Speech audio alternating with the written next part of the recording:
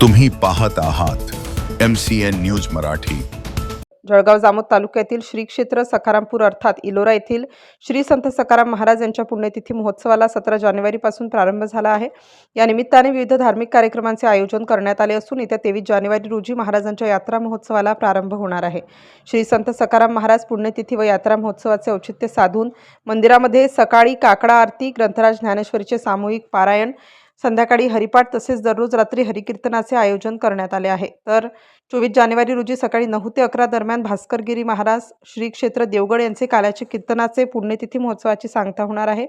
गुरुवारी श्रीराम महाराज प्रेरित संत सखाराम महाराज यात्रा म्हणजे परिसरातील नागरिकांसह भाविक भक्तांसाठी एक आनंदाचा महोत्सव असतो। या यात्रेमध्ये अकोला, बुलढाणा, वाशिम, अमरावती आणि जळगाव जिल्ह्यामधून शेकडो वारकरी दिंड्या टाळ मृदंगाच्या निनादात सहभागी होणार आहेत।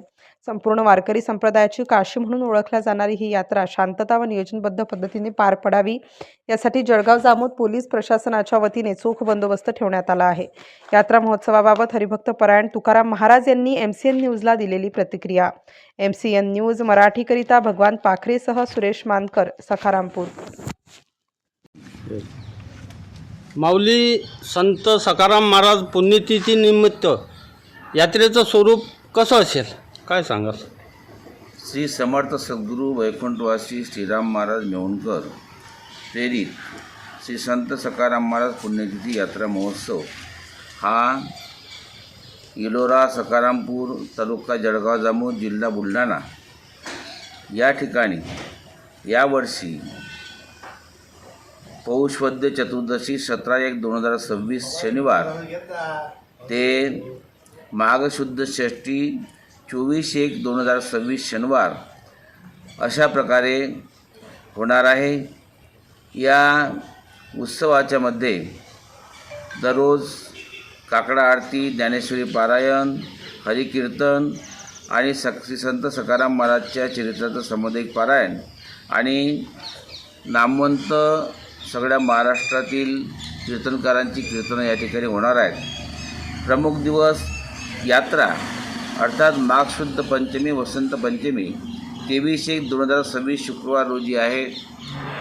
त्या दिवशी तो दिवस म्हणजे बाबांचा पुण्यतिथीचा दिवस आहे आणि षष्ठीला म्हणजे 24/1/2026 शनिवारला परमपूजनीय भास्करगिरी बाबा यांचं काल्याचं कीर्तन होऊन या उत्सवाची सांगता होणार आहे।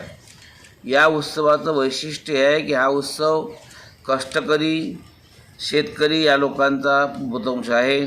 इथं सगळे सज्जन लोक येतात आणि या यात्रेत कुठल्याही प्रकारचं अनुचित प्रकार घडत नाही आणि अनुचित या ठिकाणी दाखवल्या जात नाही। फक्त दिंडी, भजन, कीर्तन ह्याच गोष्टी या ठिकाणी चालतात।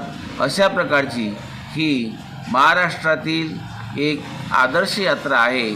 तरी आमचं असं आव्हान आहे, या यात्रेकरता आपण संत दर्शन त्याचबरोबर कार्यक्रमाचा लाभ घेण्यासाठी हजारोच्या लाखोच्या संख्येनं उपस्थित राहून आनंद साजरा करावा ही नम्र विनंती। जय हरी।